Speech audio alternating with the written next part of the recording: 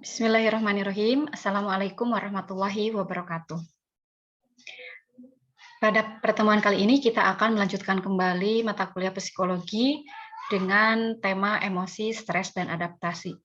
Di mana semua ini adalah hal yang kita temui sehari-hari dalam kehidupan, dan ketiga variabel ini merupakan hal yang sangat terkait. Baik, setelah mengikuti pembelajaran pada pertemuan ini, diharapkan teman-teman dapat menjelaskan konsep stres, konsep emosi, dan konsep adaptasi. Ya, sebetulnya ini dimulai dengan variabel yang terlebih dahulu adalah variabel untuk yang stres terlebih dahulu ya, di mana stres tersebut dapat kemudian menimbulkan atau dimanifestasikan dengan sebuah ekspresi yang dikatakan dengan emosi ya. Tapi tidak apa-apa, kali ini kita akan mempelajari dulu dari variabel emosi terlebih dahulu. Baik, di sini ada pengertian emosi, yaitu manifestasi perasaan. Manifestasi itu ekspresi ya, hal yang dapat diamati itu manifestasi. Manifestasi perasaan yang disertai dengan gejala fisiologi, karena ada peristiwa yang menimpanya. Nah, jadi di sini yang ditekankan adalah adanya gejala fisiologi atau perubahan pada fungsi-fungsi tubuh. Kemudian, manifestasi perasaan ini dapat menyebabkan perubahan ya pada fungsi tubuh individu yang mengalami emosi.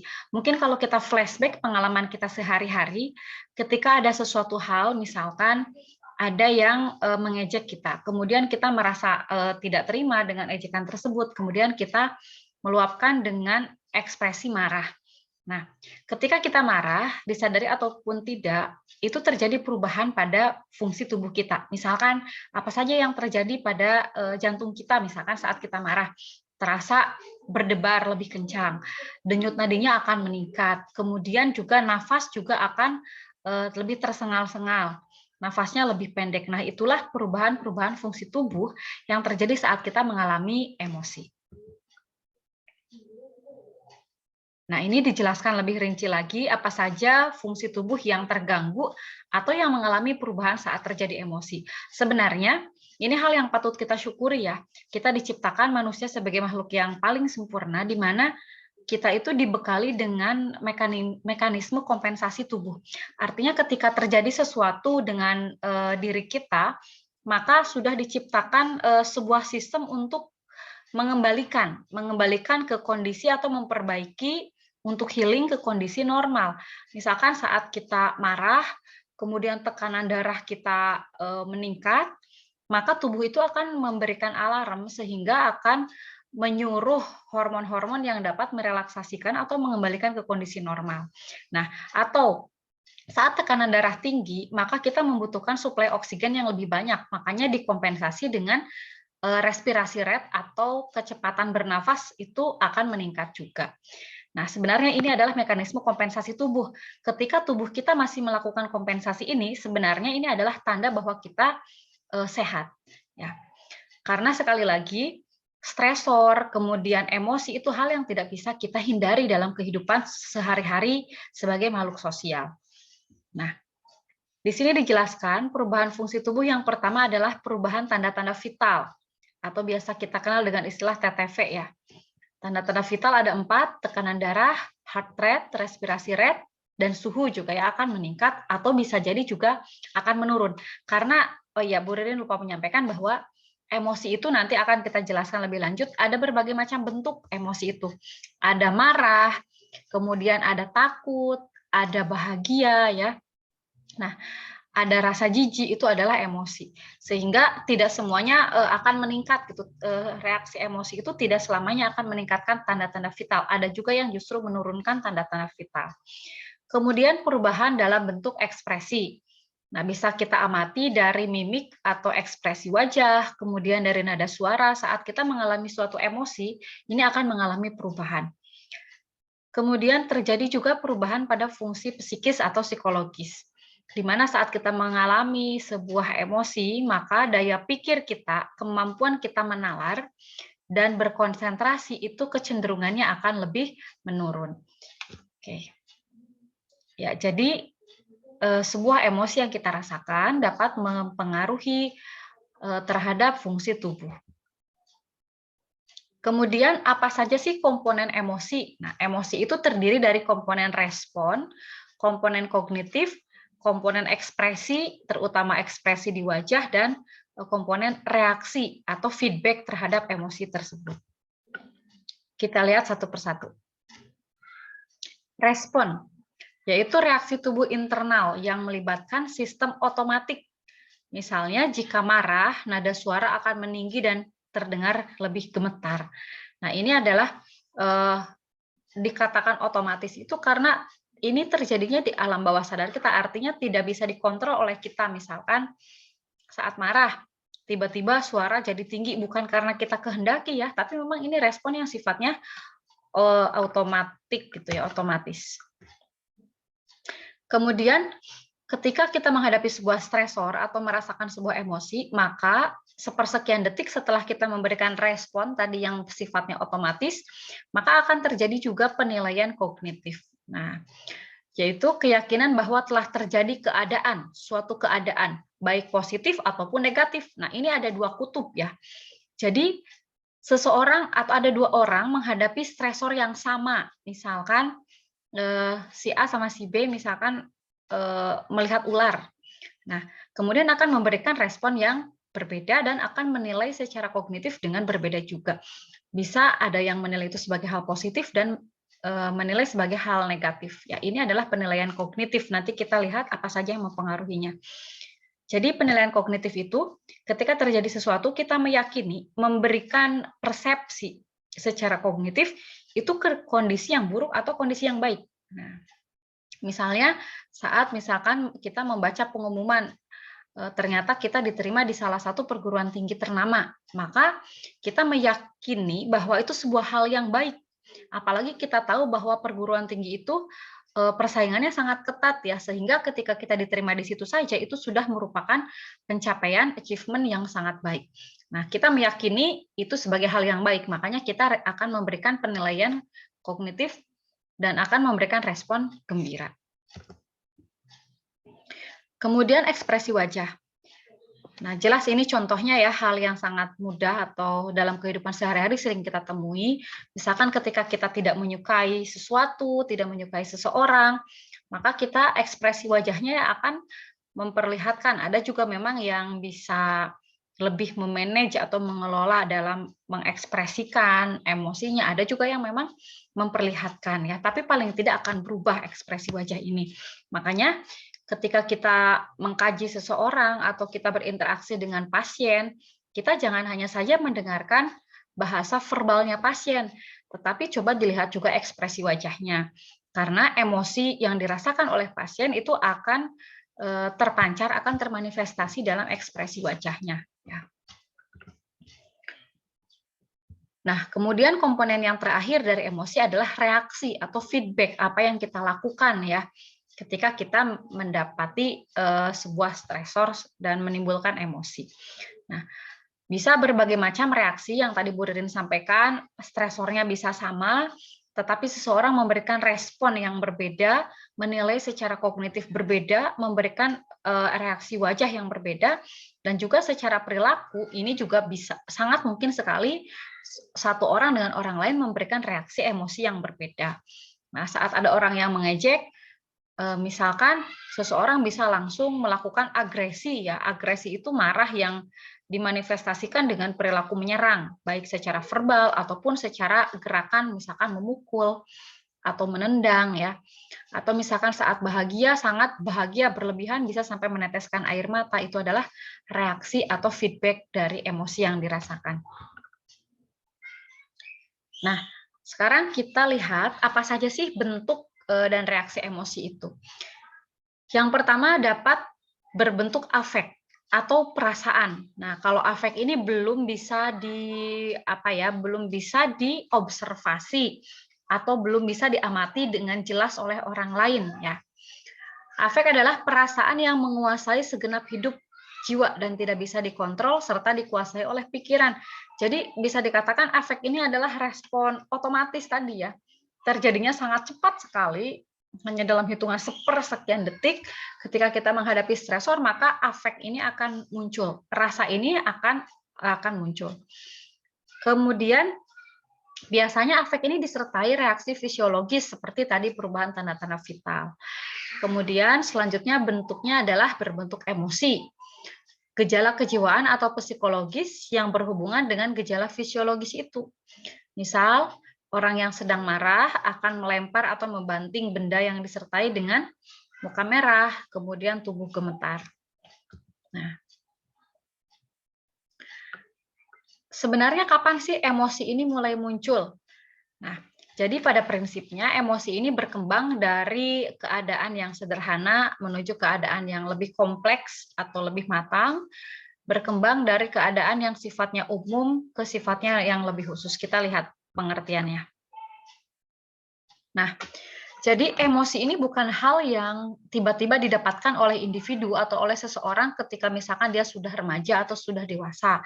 Tapi ini merupakan sebuah perjalanan panjang pembentukan emosi ini dimulai sejak masa bayi. Bahkan katanya bayi yang masih baru lahir saja, mereka itu kan merasakan kesenangannya terhadap benda ataupun orang ya, walaupun masih dalam pengamatan yang kabur, belum fungsi tubuhnya, fungsi organ sensorisnya belum berfungsi dengan sangat baik, belum sempurna, tetapi sejak bulan ketiga kehidupan saja, bayi itu sudah memiliki emosi-emosi itu kan rasa ya yang dirasakan, emosi senang terhadap lingkungan. Nah, emosi senang ini berkembang menjadi emosi nyaman. Nah, kalau nyamannya pada bayi adalah terpenuhinya kebutuhan dasar bayi. Jadi bayi itu akan merasa senang, merasa bahagia, nyaman ketika dia kenyang, minum ASI, ketika dia kalau buang air kecil atau ngompol segera dibersihkan diganti dengan yang kering. Termasuk juga ketika dia BAB langsung dibersihkan diganti dengan yang kering. Nah, ini berkembang sejak bulan ketiga kehidupan. Oleh karena itu jangan sampai kita menghakimi seseorang kok seperti itu emosinya, kemudian kita menyimpulkan hanya itu terbentuk seketika setelah dia dewasa. Tidak ya. Tapi kita juga harus flashback bagaimana pola asuh orang tuanya, kualitas pengasuhan orang tua saat 1000 hari pertama kehidupan. Ini sangat berarti sekali ya, karena emosi juga bahkan dibentuk saat bulan ketiga, masih bayi ya. Nah, ketika bayi itu memang terpenuhi rasa nyamannya, merasa terpenuhi kebutuhannya, bayi ini akan merasa bahagia ya, senang. Tetapi juga bisa kondisi itu bisa menjadi cemas. Bayi itu juga bisa cemas ya. Tadi cemasnya sebaliknya. Kondisi ketika tidak terpenuhinya kebutuhan dasarnya. Tetapi karena bayi tidak bisa masih sangat terbatas mengekspresikan perasaan cemasnya, maka semuanya dimanifestasikan dengan perilaku menangis kalau pada bayi. Nah, pada bulan ke-6 dari emosi cemas itu bisa berkembang atau berdiferensiasi. Berdiferensiasi itu berkembang, berubah, atau jadi ada variannya, menjadi emosi takut, marah, dan jijik. Ya, jadi yang tadinya bayi itu hanya merasakan nyaman, senang pada bulan ke-6, mereka sudah mempelajari tentang rasa takut, rasa marah, rasa jijik. Oleh karena itu, harus ditanamkan kalau kita ingin menjadi anak kita pemberani. Sejak bulan ke-6 kehidupan pun harus distimulus ya emosi untuk beraninya, karena rasa takut ini mulai akan muncul atau dibentuk sejak bulan ke-6 kehidupan. Pada bulan ke-12 atau umur 1 tahun, dari emosi nyaman ini berkembang bisa menjadi emosi bangga, kemudian emosi sayang, menyayangi orang lain. Nah, perasaan bangga ini sangat dibutuhkan untuk nanti di masa pertumbuhan selanjutnya. Ketika anak ini saat harus bisa bersaing dengan orang lain, harus produktif. Nah, ini membutuhkan rasa punya efikasi diri. Dan ini akan dipelajari oleh bayi saat bulan ke-12 atau umur 1 tahun. Kemudian pada bulan ke-18 atau umur 1,5 tahun, emosi sayang ini akan berkembang menjadi emosi sayang kepada orang dewasa dan anak-anak. Sementara jadi lebih luas ya, tidak hanya saja kepada orang terdekat ya.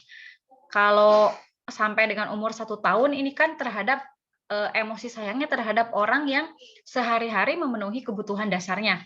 Tetapi 1,5 tahun ini sudah berdiferensiasi, sudah meluas juga menjadi rasa sayang, rasa suka kepada orang dewasa dan anak-anak lainnya.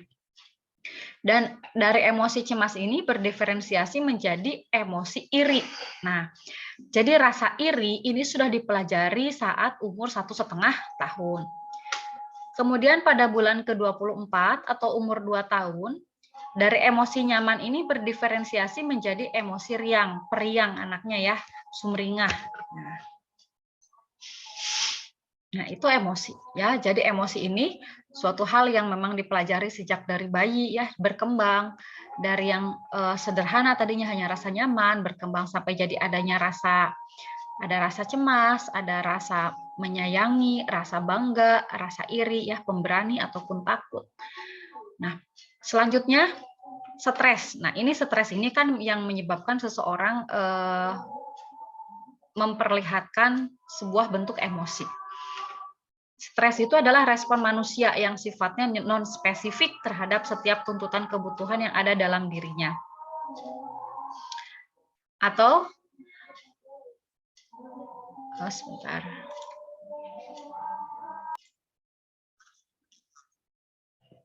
Ya, nah stres ini juga diartikan sebagai reaksi atau respon tubuh terhadap stresor, baik itu psikososial, ataupun tekanan mental atau beban kehidupan. Kemudian suatu kekuatan yang mendesak atau mencekam yang menimbulkan suatu ketegangan dalam diri seseorang. Intinya stres itu adalah suatu kondisi ataupun kondisi situasi yang dirasakan oleh seseorang sebagai kondisi yang tidak nyaman ya. Bisa berbagai macam ya. Stres itu yang pasti diartikan oleh individu yang mendapatkan stresor tersebut sebagai hal yang tidak menyenangkan. Kemudian penyebab stres bisa berupa faktor intrinsik dari dalam diri individu itu sendiri ataupun bersifat ekstrinsik atau dari luar. Misalkan intrinsik itu kondisi kehamilan pada seseorang ya, mungkin kehamilan yang tidak direncanakan atau dengan kehamilan itu terjadi perubahan-perubahan pada fungsi tubuh ataupun bentuk tubuh ya.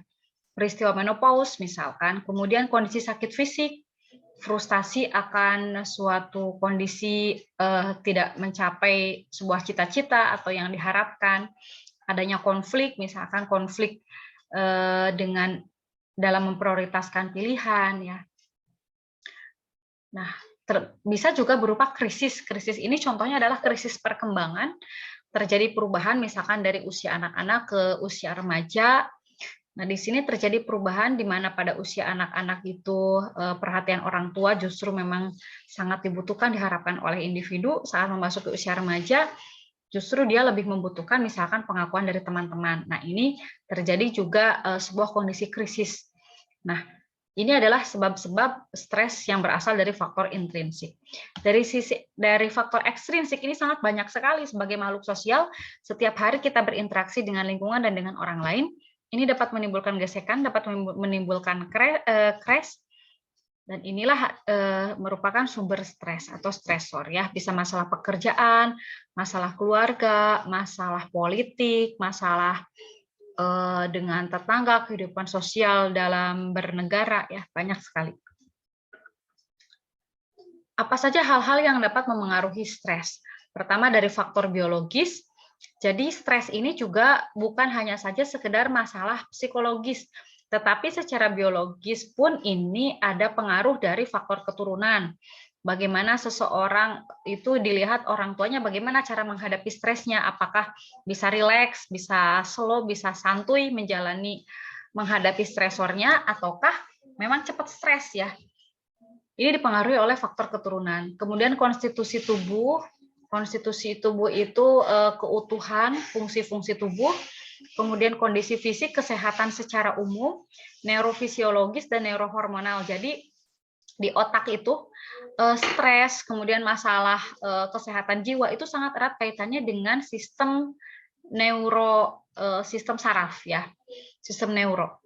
Nah, karena fungsi berpikir, fungsi mempersepsikan emosi, bagaimana menunjukkan, mengekspresikan perasaan itu juga dikontrol, itu sangat dikontrol oleh organ sistem saraf pusat, oleh otak. Dan di otak itu, otak bekerja sangat dipengaruhi oleh hormon-hormon ya, sistem neurohormonal dan juga dipengaruhi oleh neurotransmitter. Nah, jadi Kalau seseorang mengalami masalah atau gangguan atau ada penyakit yang mengenai bagian otak, ya ini akan sedikit banyak mempengaruhi ke tingkat stres individu itu. Faktor sosial kultural, ini tadi perkembangan kepribadian, ya, pengalaman. Seseorang yang sudah banyak pengalaman, kalau istilah Jawanya kan dolannya adoh gitu.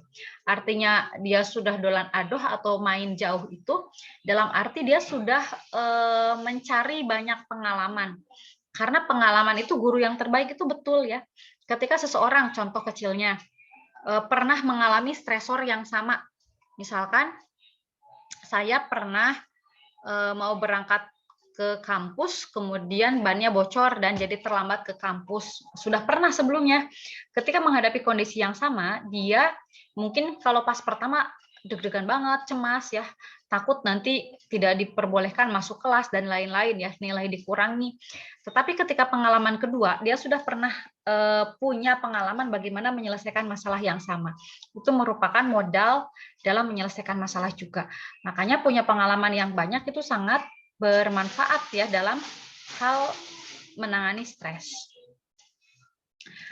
4 sumber stres dikatakan, yang pertama berasal dari adanya frustasi, timbul akibat kegagalan mencapai sebuah tujuan. Dalam kehidupan sehari-hari kan tidak hanya cita-cita jangka panjang saja ya, tetapi mungkin kita sudah merencanakan agenda hari ini mau melakukan hal A, B, C, D.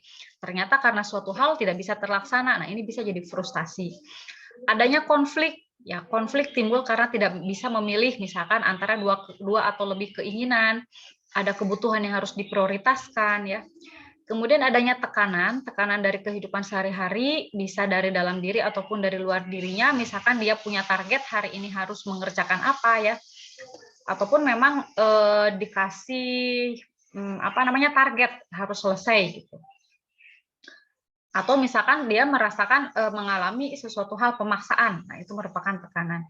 Kemudian tadi krisis ya, suatu kejadian mendadak yang menimbulkan stres pada individu. Misalkan krisis juga contohnya kejadian yang mendadak, misalkan ditinggalkan oleh orang yang dicintai, misalkan karena kecelakaan dan lain-lain.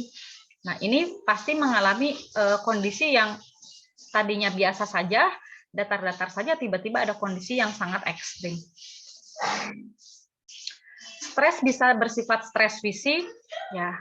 Stres fisik karena misalkan adanya penyakit, ya. Kemudian stres kimia, stres mikrobiologi karena contohnya sekarang pandemi ya, ada virus. Kemudian misalkan musimnya demam berdarah, itu stres mikrobiologi. Stres kimiawi misalkan dia keracunan bahan makanan ya, atau misalkan dari radiasi. Stres fisiologis ini sebenarnya sama dengan stres fisik. Stres karena proses tumbuh kembang dan stres psikis atau stres emosional. Nah, stres itu sendiri ada beberapa tingkatan ya. Di sini dijelaskan ada 6 tingkatan stres.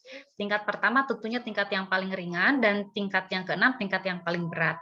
Kalau tahap pertama, stres tahap pertama ini sebetulnya stres yang sifatnya positif.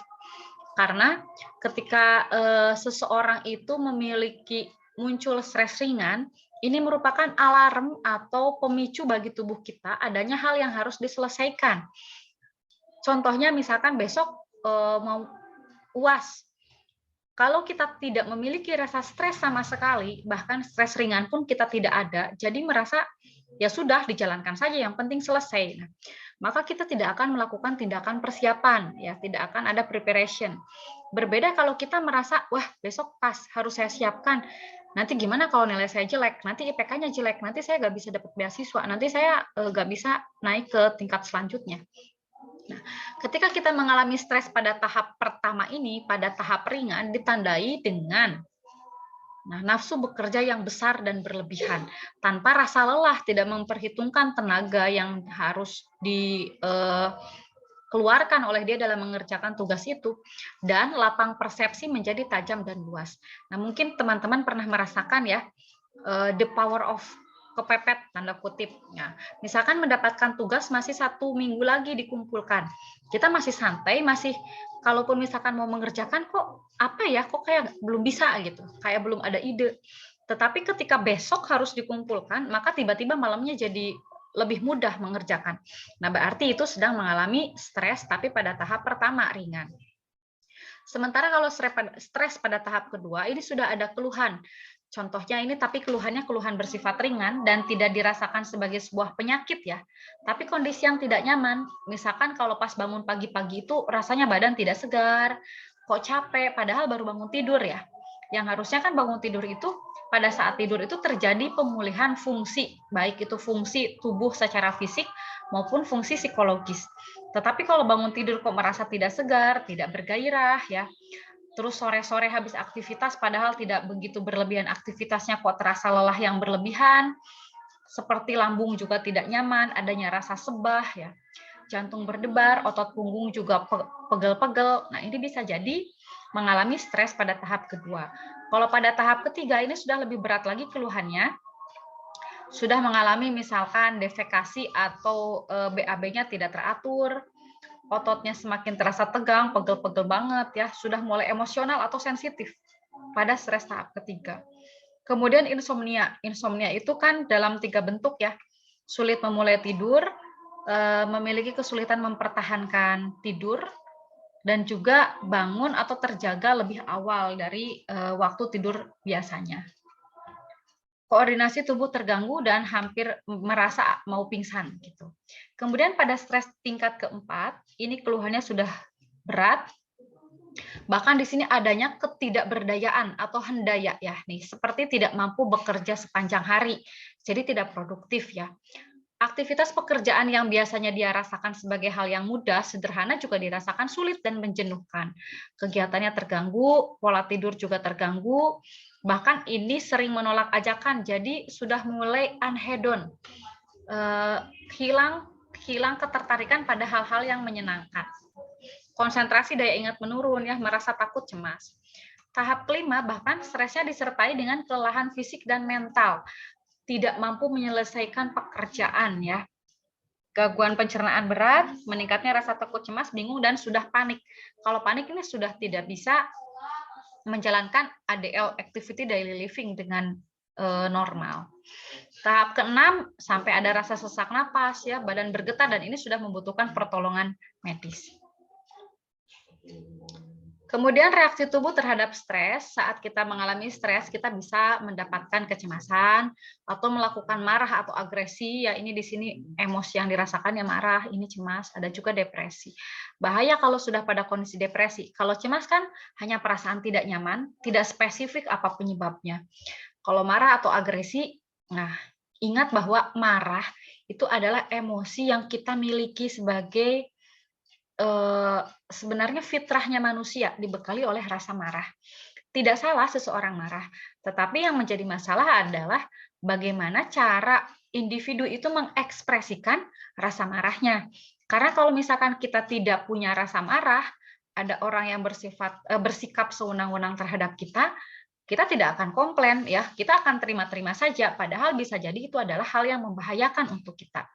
Tetapi bagaimana cara kita mengekspresikan rasa marah kita, ini yang harus dipelajari, harus kita ekspresikan dengan cara yang konstruktif tentunya. Karena setelah marah ini akan diikuti oleh emosi menyesal ya, penyesalan. Nah, itu yang harus kita kelola, harus kita manage. Ada namanya manajemen marah, manajemen agresi, agar tidak terjadi penyesalan atau hal-hal yang tidak diinginkan. Kemudian kondisi yang paling parah adalah terjadinya depresi. Ciri khas orang yang depresi adalah adanya perasaan sedih yang menetap. Jadi sepanjang hari, kalau kita kan sedih itu karena ada suatu hal.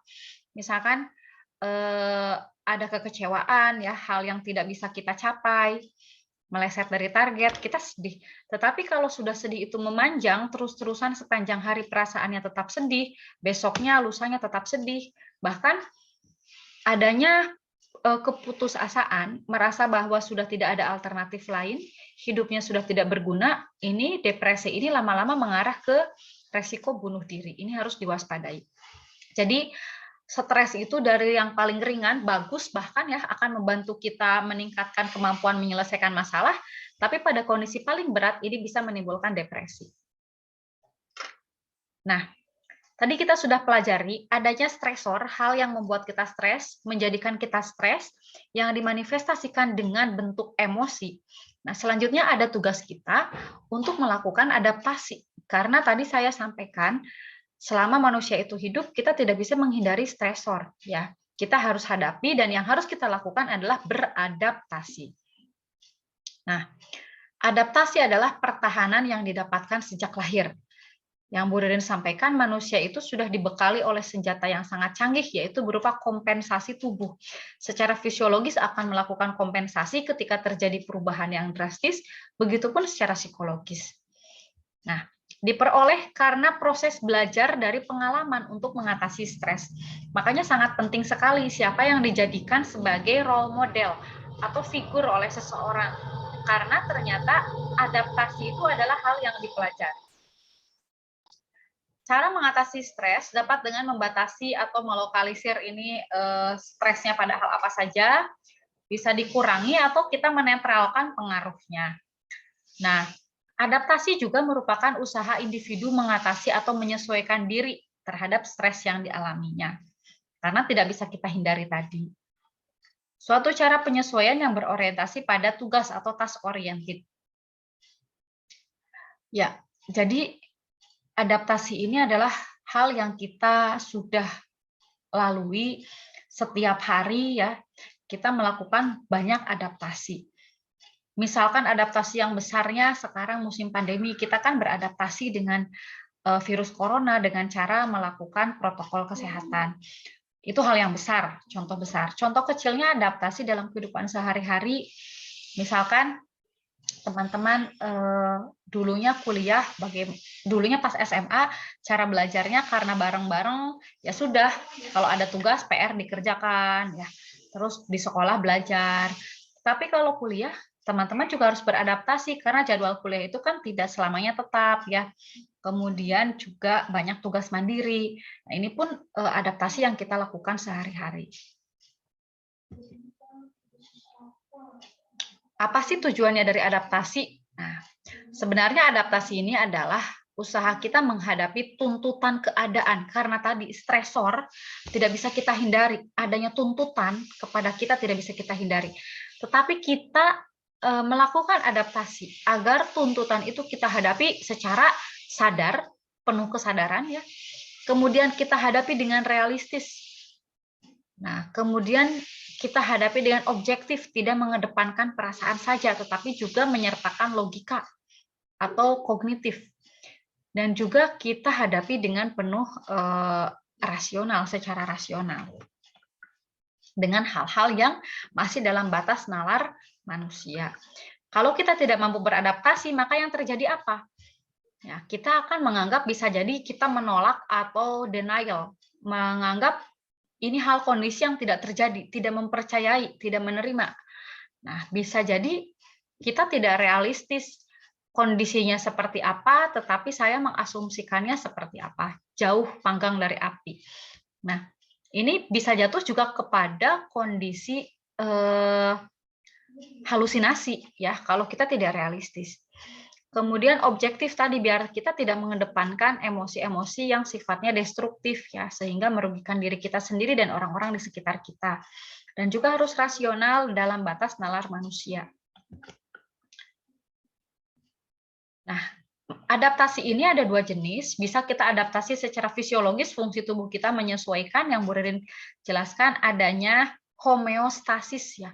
Tubuh kita ini dibekali oleh kemampuan homeostasis, di mana tubuh kita akan menyesuaikan cepat, menyesuaikan ketika ada perubahan-perubahan, karena alarm dalam tubuh kita bunyi ya, atau aktif ketika ada perubahan, misalkan kekurangan kehilangan darah dalam jumlah besar, maka tubuh akan menyuruh kepada otak, itu akan menyuruh kepada tubuh untuk segera menghentikan pendarahan itu dengan cara pembentukan benang-benang fibrin, cepat memproduksi sel darah merah baru, kemudian juga akan meningkatkan tanda-tanda vital agar jantung memompa darahnya lebih cepat, walaupun jumlahnya sedikit, kalau dipompa lebih cepat kan tetap akan mensuplai kebutuhan di otak.